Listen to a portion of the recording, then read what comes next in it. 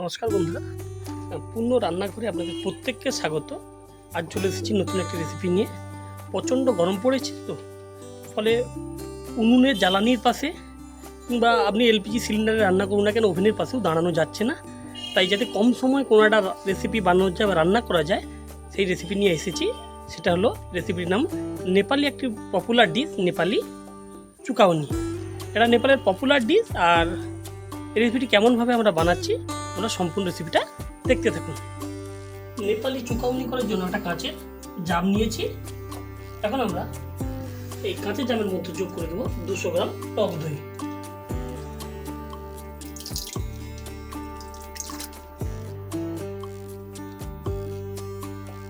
এখন আমরা এই টক দইয়ের মধ্যে যোগ করে দেবো প্রায় 1 চামচ পরিমাণ লবণ।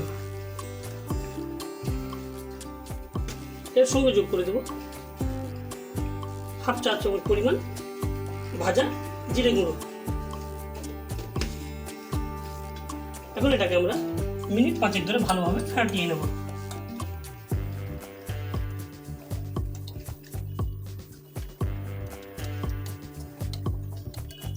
আর নেপালি চুকাউনি নেপালের একটি জনপ্রিয় একটি ডিশ। আর এই রান্নাটি, এই খাবারটি কেবলমাত্র রুটি বা ভেজা ভাতের সঙ্গে খাওয়া হয়। ভেজা ভাত বলতে স্টিকি রাইসের সঙ্গে।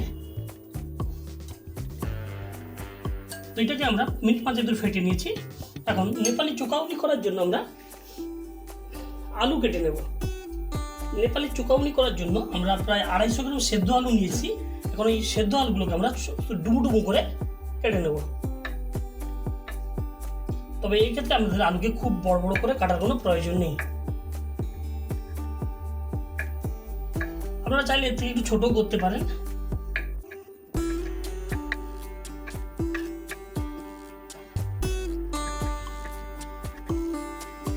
সেদ্ধ আলুগুলোকে আমরা ডুবো ডুবো করে কেটে নিয়েছি।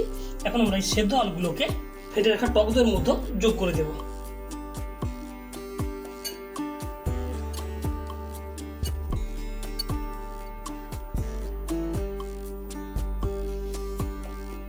সমস্ত কেটে রাখা আলুগুলোকে যোগ করে দিয়েছি ফেটে রাখা টক দইয়ের মধ্যে। এখন আমরা এর উপরে যোগ করে দেবো 1 টেবিল চামচ পেঁয়াজ কুচি আর 1 টেবিল চামচ কাঁচা লঙ্কা কুচি।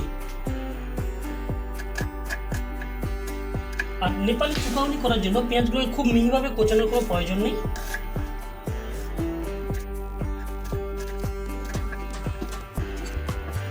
এবার কুচি নিয়েছি আমরা প্রায় 1 টেবিল চামচ, প্রায় 2 টেবিল চামচ পেঁয়াজ কুচি যোগ করলাম।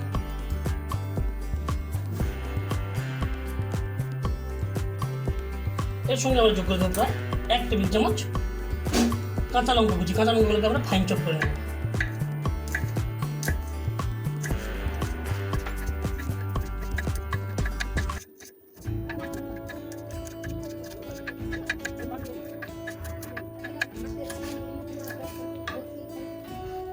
কাঁচা লঙ্কা কুচিগুলোকে আমরা এখন জামের মধ্যে যোগ করে দেবো। পেঁয়াজ কুচি আর কাঁচা লঙ্কা কুচি জামের উপর যোগ করে দিয়েছি। এখন আমরা এই নেপালি চুকাউনি করার জন্য একটা ফোড়ন বানাবো, সেটা আপনারা দেখতে থাকুন। নেপালি চুকাউনির ফোড়ন তৈরি করার জন্য আমরা ওভেনের উপর একটা তড়কা প্যান বসিয়ে দিয়েছি।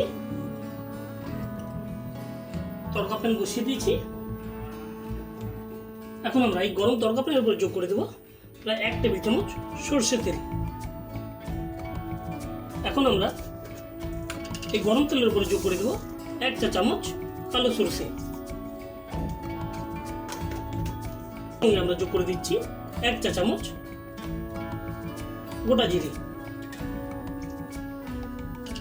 এর সঙ্গে আমরা যোগ করবো সামান্য পরিমাণ মিষ্টি।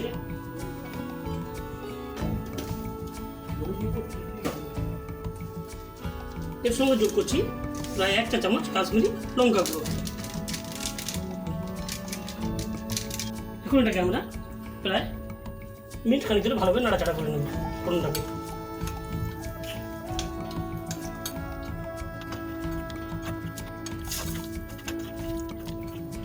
সম্পূর্ণভাবে তৈরি হয়ে গেছে। এখন এটাকে আমরা যে দইয়ের মধ্যে আলুগুলোকে যোগ করেছিলাম সেই জামের উপর এটা যোগ করে দেবো।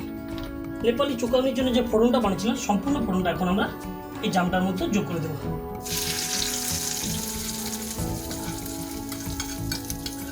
ফোড়নটা যোগ করে দিয়েছি। এখন এটাকে আমরা মিনিট 3 ধরে ভালোভাবে মেখে নেব। আর নেপালি চুকানির জন্য ধনে পাতা অবশ্যই বাধ্যতামূলক, আর আমরা ধনে পাতা পাইনি তাই যোগ করলাম না। তো ধনে পাতা যোগ করলে আর ভালো হতো।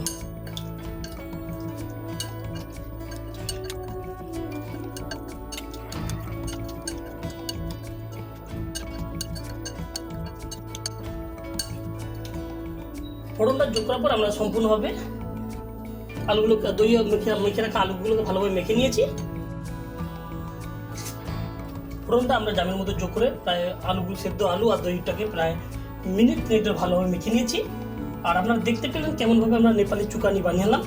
আর এটা একটা নেপালের পপুলার ডিশ। আর এই রেসিপিটা যদি আপনাদের ভালো লাগে থাকে অবশ্যই বাড়িতে বানাতে পারেন, বানিয়ে রুটির সঙ্গে পরিবেশন করবেন। আর এই রেসিপিটা আপনাদের কেমন লাগলো অবশ্যই কমেন্ট করে জানাবেন। আবার দেখা হবে পরের কোনোটা রেসিপি নিয়ে। ততক্ষণ আপনারা আপনাদের খেয়াল রাখুন, সুস্থ থাকুন, ভালো থাকুন। ধন্যবাদ বন্ধুরা।